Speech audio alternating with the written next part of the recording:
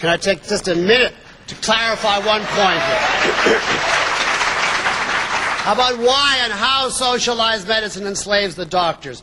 I want to quote from an article I wrote a few years ago called Medicine, the Death of a Profession. In medicine, above all, the mind must be left free. Medical treatment involves countless variables and options that must be taken into account, weighed and summed up by the doctor's mind and subconscious. Your life depends on the private inner essence of the doctor's function.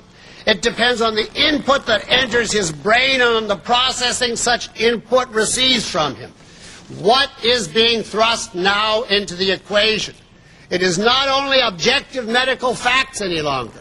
Today, in one form or another, and I was writing a few years ago, the following also has to enter that brain. The DRG administrator, in other words, the hospital or the HMO man trying to control costs. This is what the doctor has to think. This guy is going to raise hell if I operate. But the malpractice attorney down the street will have a field day if I don't. And my rival down the street, who heads the local PRO, the peer review board, favors a CAT scan in these cases. I can't afford to antagonize him. But the CON boys, the Certificate of Need boys, disagree, and they won't authorize a CAT scanner for our hospital.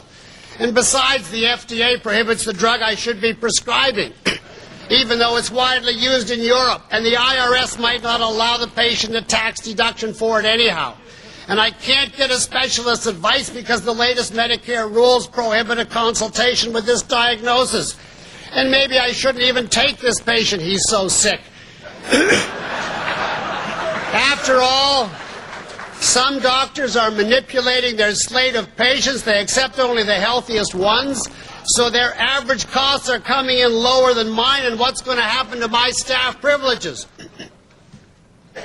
Would you like your case to be treated this way by a doctor who takes into account your objective medical needs and the contradictory, unintelligible demands of some 90 different state and federal government agencies, which is what there are? If you were a doctor, could you comply with all of it? Could you plan or work around or deal with the unknowable? But how could you not? Those agencies are real, and they are rapidly gaining total power over you and your mind and your patients. In this kind of nightmare world, if and when it takes hold fully, thought is helpless. No one can decide by rational means what to do. A doctor either obeys the loudest authority, or he tries to sneak by unnoticed, bootlegging some good health care occasionally, or, as so many of them are doing today, he simply gives up and quits the field.